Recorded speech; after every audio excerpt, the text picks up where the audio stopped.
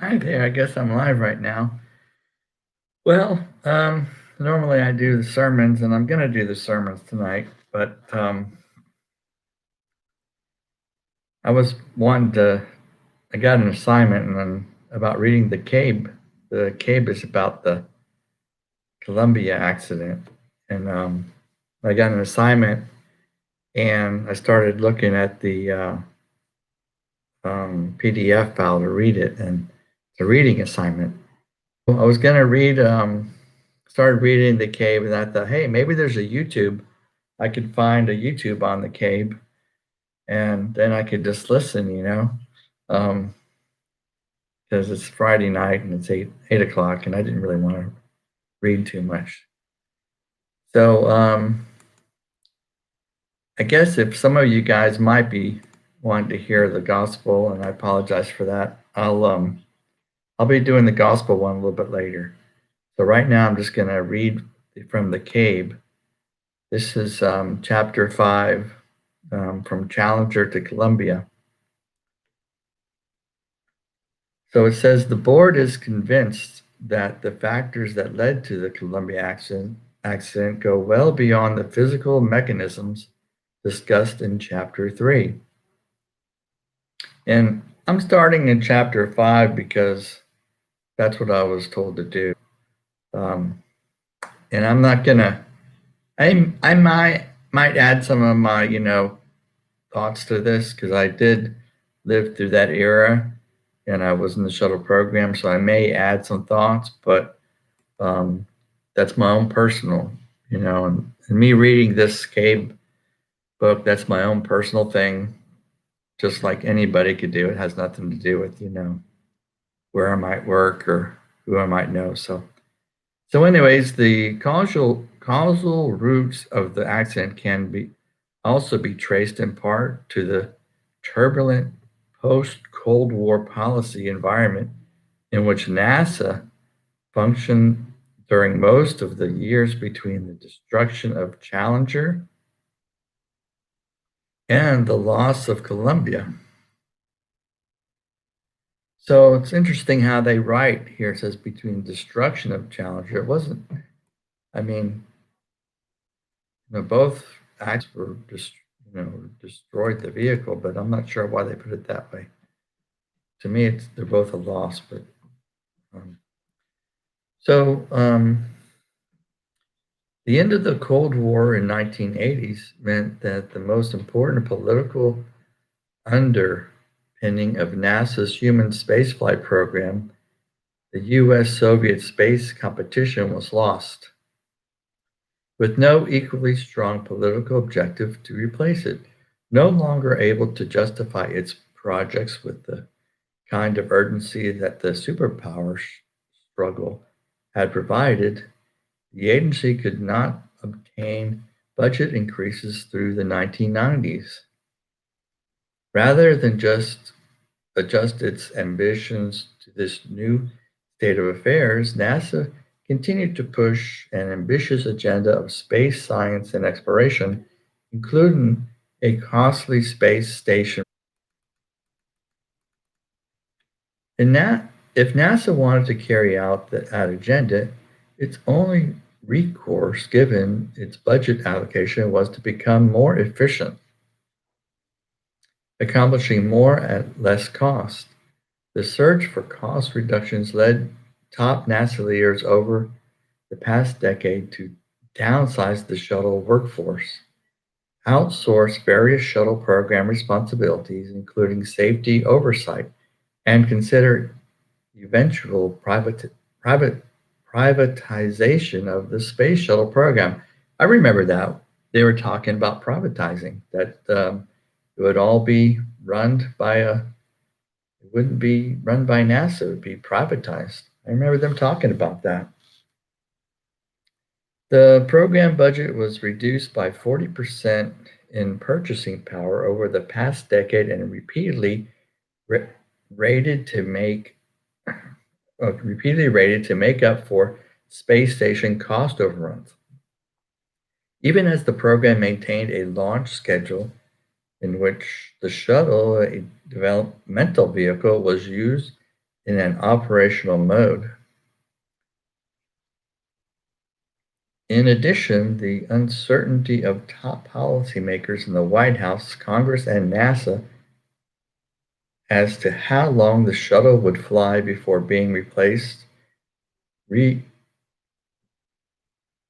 resulted in the delay. Oh, sorry. Would fly being replaced resulted in the delay of upgrades needed to make the shuttle safer and to extend its service life. Yeah, I remember them talking about, having the second generation shuttle, things like that. The space shuttle program has been transformed since the late 1980s. Implementation of post-Challenger management changes in ways that raise questions addressed here in later chapters of Part 2 about NASA's ability to safely operate the space shuttle. While it would be inaccurate to say that NASA managed the space shuttle program at the time of the Columbia accident in the same manner it did prior to Challenger, there are unfortunate similarities between the agency's performance and safety practices in both periods. That was a lot, that was a long sentence there for something they could have probably just said very, very shortly, that Columbia and Challenger management was similar. Anyways. Okay, now we're in 5.1. This is called the Challenger accident and its aftermath. And I'm already realizing I'm not going to be able to talk, the whole chapter, I don't think. So I'm going to do about maybe 20 minutes of this chapter, and then I'll do a little bit more the next day. Hopefully I'll get it completed by the assignment date. So here we go. The inherently vulnerable design of the space shuttle described in Chapter 1 was a product of policy and technological compromises made. I can't even pronounce things. I know I can understand things when people say it, but when I have to say it, was a product of policy and technology. No, not technology. Technology was a product of policy and technological compromises made at the time of its approval in 1972.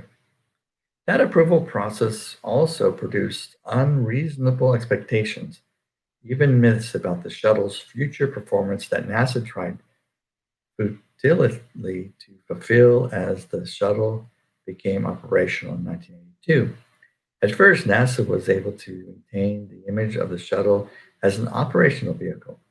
During its early years of operation, the shuttle launched satellites, performed on-orbit research, and even took members of Congress into orbit. Wow, I didn't know that. Took members of Congress into orbit. At the beginning of 1986, the goal of routine access to space established by President Ronald Reagan in 1988 was ostensibly being achieved. That appearance soon proved illusory. Few words in here that I don't use on a normal basis, so sometimes, but I'm going to learn some new words. That's the blessing of this. On the cold morning of January 28, 1986, the shuttle Challenger broke apart 73 seconds into the climb towards orbit on Francis R. Scobie, Michael J. Smith, Ellison S. Onizuka, Judith A. Resnick, Ronald E. McNair, Sharon Krista McAuliffe, and Gregory B. Jarvis. And they all perished. And I apologize if I pronounced the name wrong. I remember that. I was an electrician at that time, and I was working on a condominium. And that day when I went to work, that's in Miami, my car wouldn't start. I had a hard problem starting, and I had a Volkswagen because it was so cold. It took a while for my car to get started, and it was very cold. And I remember that hearing that. I was at work and I heard about that, and it's hard to kind of wondered why on such a cold day we would launch a rocket. But so now we're going to go to the next section. It's called the Rogers Commission. On February 3rd, 1986, President Reagan. Now we're talking about Challenger, but I thought, this CAIB was about the Columbia, but I guess we're getting some history here. So the Rogers Commissions on February 3rd, 1986, President Reagan created the Presidential Commission on the Space Shuttle Challenger accident, which soon became known as the Rogers Commission after its chairman, former Secretary of State William Rogers. The Commission's report issued on 1986 included that the loss of the Challenger was caused by a failure of the joint and the seal between the two lower segments of the right solid rocket booster. Hot gases blew past the rubber O-ring in the joint, leading to a structural failure and the explosive burning of the shuttle's hydrogen fuel. While the Rogers Commission identified the failure of the solid rocket booster joint and the seal as the physical cause of the accident, it also noted a number of NASA management failures that contributed to the catastrophe. The Rogers Commission concluded the decision to launch the Challenger was flawed. Communication failures, incomplete and misleading information, and poor management judgment all figured in the decision-making process that permitted, in the words of the Commission, internal flight safety problems to bypass key shuttle managers. As a result, if those making the launch decision had known all the facts, it is highly likely that they would have decided to launch. As a result, if those making the launch decision had known all the facts, it is highly likely that they would have decided. I don't get that. Okay, they would have decided to launch, even if they knew the facts. As a result, if those making the launch decision, I don't know how they can say that, had known all the facts. Now, if they've known all the facts, and they're saying it is highly likely that they would have decided to launch, far from meticulously guarding against potential problems, the Commission found that NASA had required a contractor to prove that it was not safe to launch rather than prove it was safe. I kind of have to disagree with that. I think if someone knows the facts, they're not going to launch. So anyways, but this is a commission. The commission also found that NASA had missed, but the commission's not, they're going by things that they hear and read. They're not really there. So, but anyways, the commission also found that NASA had missed warning signs of impending accident when the joint began behaving in unexpected ways. Neither NASA nor the solid rocket motor manufacturer Morton Thiokol adequately tested the joint to determine the source of the deviations from specifications or developed a solution to them. Well, that was a mouthful. Even though the problems frequently occurred, nor did they respond to internal warnings about the faulty seal. Instead, Morton Thiokol and NASA managers came to see the problems as an acceptable flight risk, a violation of a design requirement that could be tolerated. I can understand that, my car's been making some noise lately, my older car, and I think it's a belt or something or a pulley, and I'm driving it and it's making this noise, and I'm thinking, I should really check to see what's making the noise, but I don't know, something about it. I just think it's going to be okay, but I need to check that before I drive it the next time. So during this period of increasing uncertainty about the joint's performance, the commission found that NASA's safety system had been silent of the management, organization, or communication failures that contributed to the accident. Four relate to the faults within the safety system, including a lack of problem reporting requirements, inadequate trend analysis, misrepresentation of criticality, and lack of involvement in critical decisions. the checks and balances the safety system was meant to provide were not working. Wow, they're saying here. Still, another factor influenced the decision that led to the accident. The Rogers Commission noted that the shuttle's increasing flight rate in the mid 1980s created schedule pressure. I can see that schedule pressure. That's a problem, including that the compression of training schedules, a shortage of spare parts, and focusing on resources on near-term problems.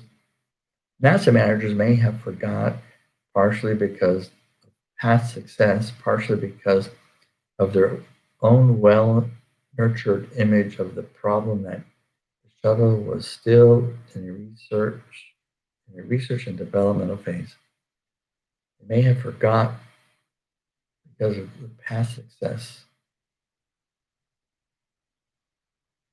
And the Challenger accident had profound effects on the U.S. space program. On August 15, 1986, President Reagan announced that NASA will no longer be in the business of launching private satellites.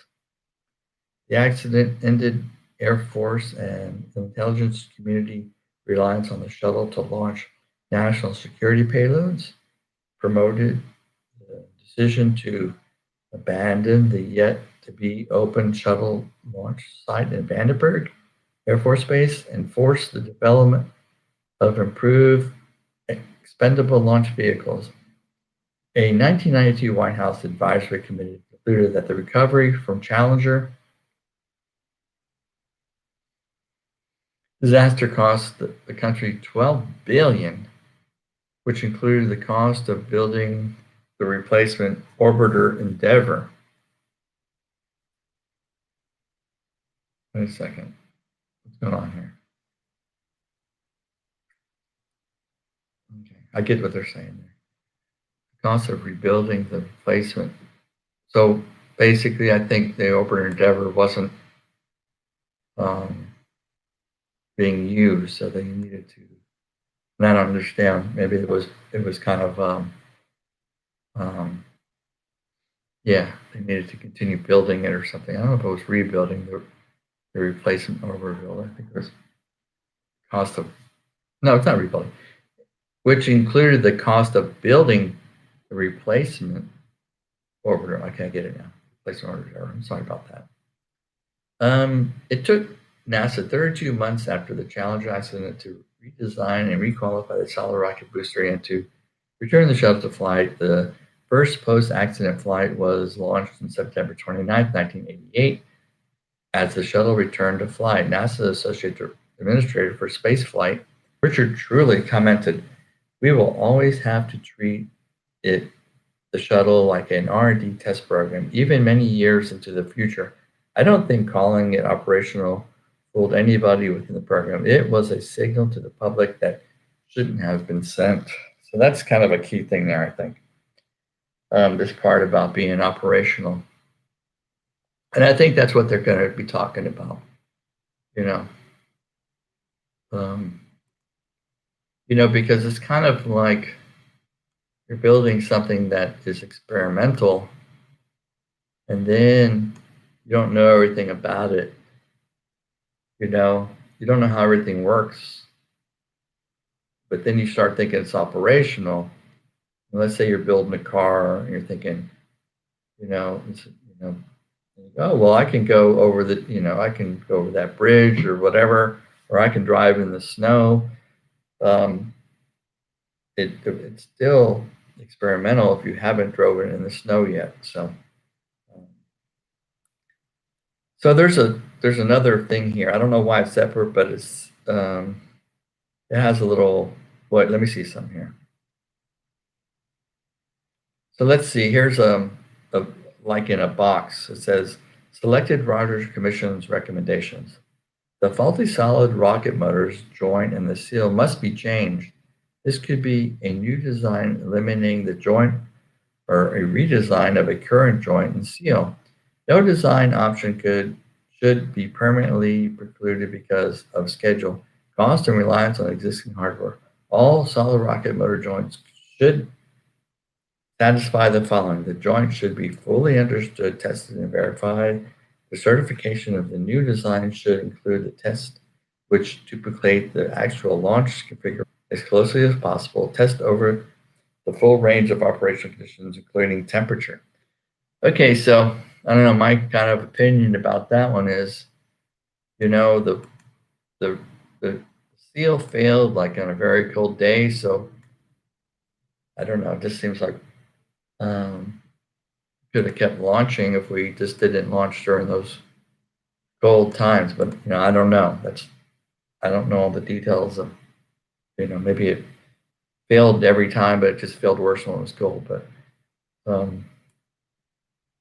so I think looking back, you might be able to say, well, you could have probably launched in the summertime, and so as they're working on fixing the seals for making them better. Okay, so now the next recommendation was full consideration should be given to concluding static firing of the next flight configuration in a vertical attitude. Full consideration should be. So they're just saying consideration. So they're just saying to do the static firing in the, as the vehicle's upright like it would be normally. Shuttle program structure should be reviewed. The project managers for the various elements of the shuttle program felt more accountable to their center management than to the shuttle program organization. The shuttle program structure should be reviewed. The project managers for the various elements of the shuttle program felt more accountable to their center management. Well, you got the manager.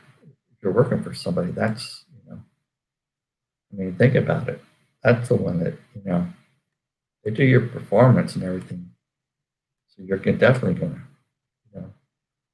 NASA should encourage the transition of qualified astronauts into agency management positions. Qualified astronauts. Okay, so all right, so that makes sense. The astronauts.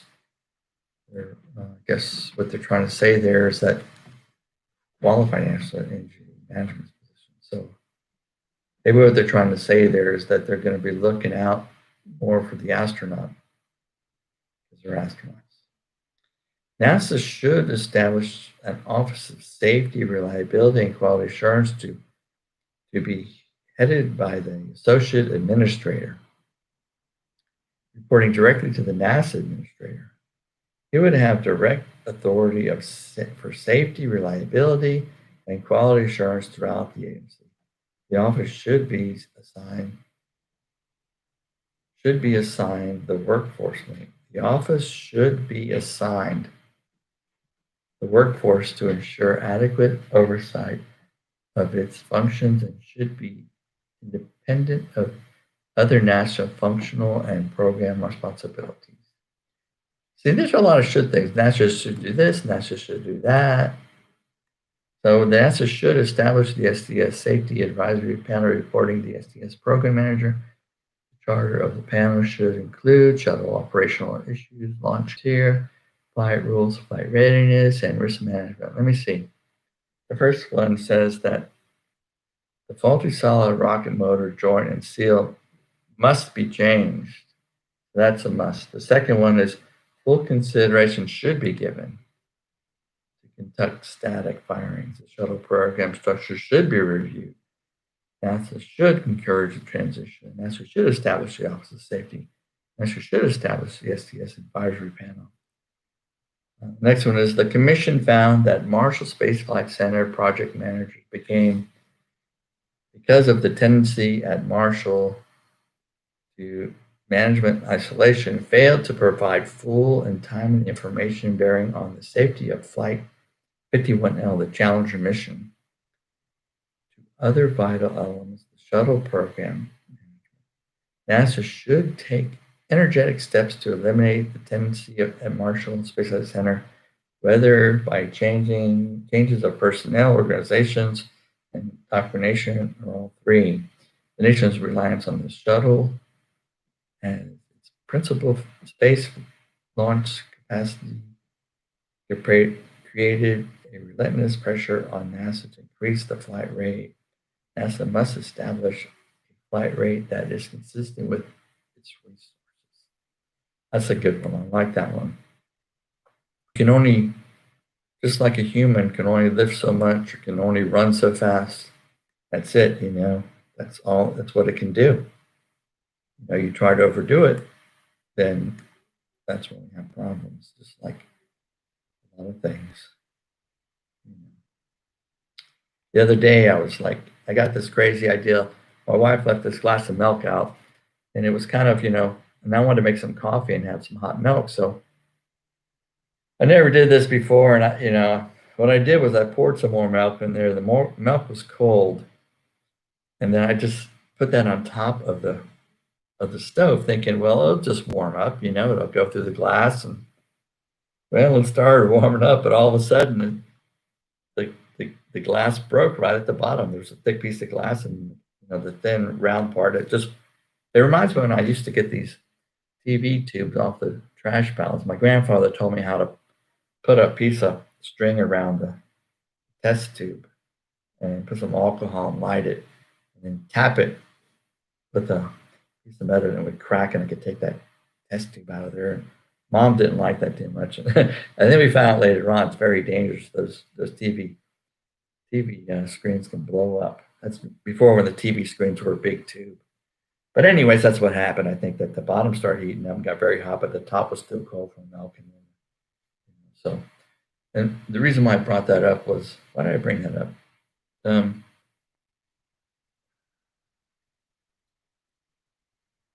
Yeah, like we were talking about, you can only handle so much. You can't lift too much. It says here, the nation's reliability on space shuttle as its principal launch capability created a relentless pressure on NASA to increase the flight rate. NASA must establish a flight rate that is consistent with its resources.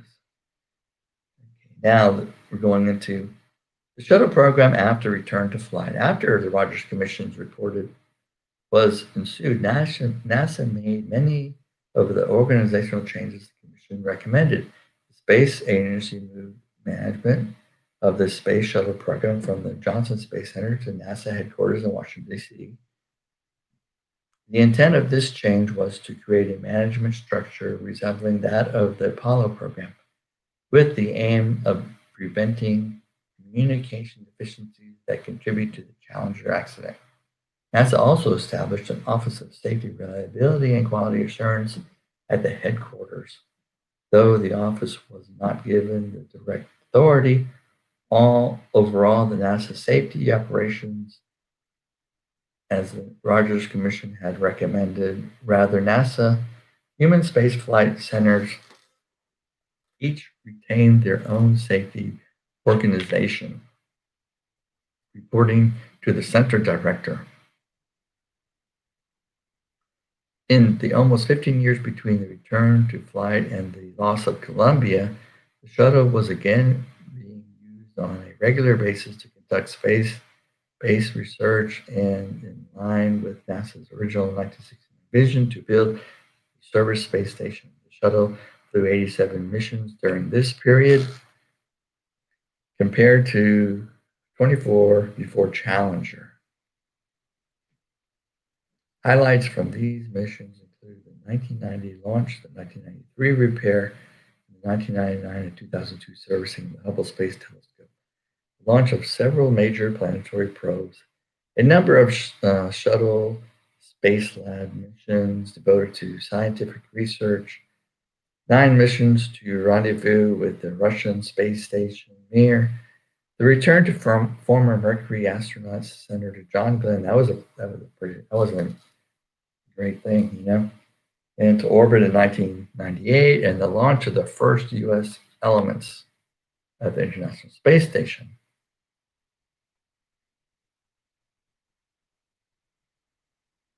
The launch of the first U.S. Okay, well, the space shuttle pretty much built the whole station, but I guess we're talking about a certain period. After the Challenger accident, the shuttle was no longer described as operational in the same sense as commercial aircraft. Oh, okay, they're just talking about this is just the Challenger highlights. Okay. And they did Challengers used for some of the pieces of the International Space Station. U.S. says, and the launch of the first U.S. elements into the International Space Station. After the Challenger accident, the shuttle was no longer described as operational in the same sense as commercial aircraft. Nevertheless, NASA continued planning as if the shuttle could be ready for launch at or near whatever date was set, trying the shuttle closely to enter trying the shuttle closely to International Space Station needs. That's an interesting way to frame that, to say that. Trying, T-R-Y-I-N-G, the shuttle closely to International Space Station needs, such as crew rotation, added to the urgency of maintaining a predictable launch schedule. The shuttle is currently the only means to launch the ready-built European, Japanese, and remaining U.S. modules needed to complete station assembly and to carry and return most experiments and on-orbit supplies. Even after 3 occasions when technical problems grounded the shuttle fleet for a month or more, NASA continued to assume that the shuttle could regularly and predictably service the station in recent years, and complying between the station and shuttle has become the primary driver of the shuttle launch schedule. Whenever a shuttle launch is delayed, it impacts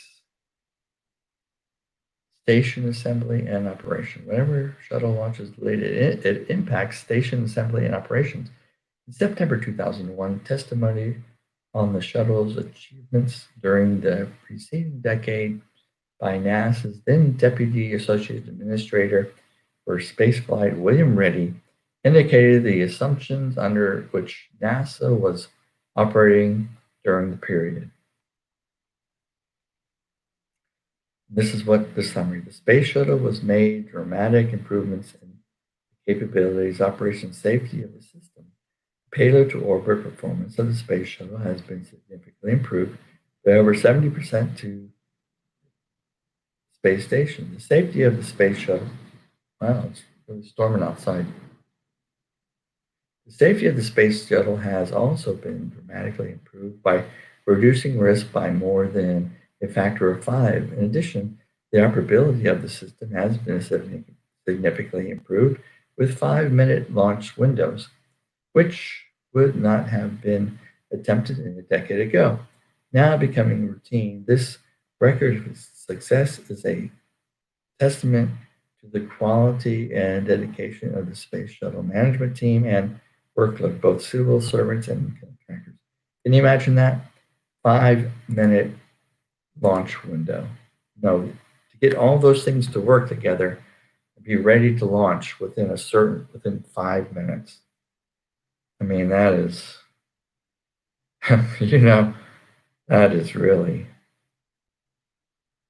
that's something. Okay, so then, I don't think I want to keep reading because I'm going to do a sermon tonight. Might do a few sermons depending, we'll see how it goes. Last night I did one, my regular sermon, and then I did a sermon in a different language in the Cebuano language, was Visayan kind of Philippine language because my wife is Filipino. So I'm just going to read through the different sections of chapter 5. So we have like an overview. The next section is 5.2. It's called the NASA Human Spaceflight Culture. And 5.3 would be the agency trying to do too much with too little. Then you got, there's a little subsection here. It says what the experts have said. Let's see, what's the next section? This is a space shuttle program budget patterns. I'm just reading the titles. Here's one that says earmarks, congressional budget reductions. Here's this 5.4, turbulence in the NASA hits NASA HITS, the space shuttle, and NASA turbines, and NASA hits the space shuttle program. Oh, turbine NASA, comma, hits the space shuttle program. They should put some comments in here. They need more commas. Here's another one. Initial shuttle workforce reductions. Space flight operation contract. Shifting shuttle management arrangements. These are all the titles. Space flight operations contract. Okay, that's another side window. Privatizing the space shuttle. Workforce transformation and the end of downsizing. 5.5 is when to replace the space shuttle. Some nice pictures in here. Safety concerns and upgrading the space shuttle. Past reports reviewed. There's a lot of reports there. I'll talk about them when we get there. Deteriorating shuttle infrastructure. 5.6, a change in NASA leadership. That sounds interesting. 5.7, the return of schedule pressure. Yeah, that's it, schedule pressure. That is the problem. You know, it's just like driving a car. Most of the time people have an accident because they get in a hurry. That's what happens. They get in a hurry. They don't look where they're supposed to look or try to squeeze in. So I think that is the root. That's the root. Schedule pressure. I haven't read the whole CAIB yet. We're going to read it all. And I thought to myself, I'm not going to make any comments, early on, but I got to make that one comment. Let's see, 5.8 conclusion. So we're at the conclusion of chapter 5 here. They have some endnotes for chapter 5. It's all small font. I don't know if I'm going to read that. It looks like these are more or less references. The citations have contained a reference to the CAIB. I'll just say right now there's about 79 of them, and then you got chapter 6. Maybe I'll read the conclusion now, just because. Let me see. How long is the conclusion? I don't think I'm going to read the conclusion now because I'm starting to get dry throat. I need something to drink. So, anyways, that's the beginning of CAIB, and we stopped. Where did we stop? Because I want to remember this.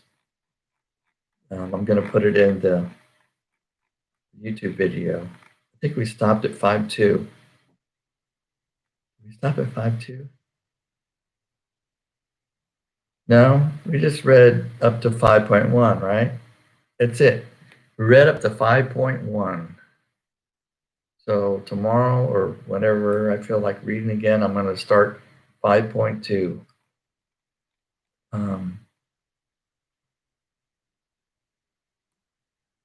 Let me see, copy this. I'm going to put that in there.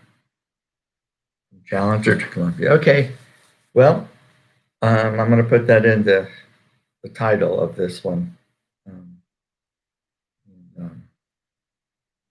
We'll see you next time. And maybe I'll see you later when I do the gospel.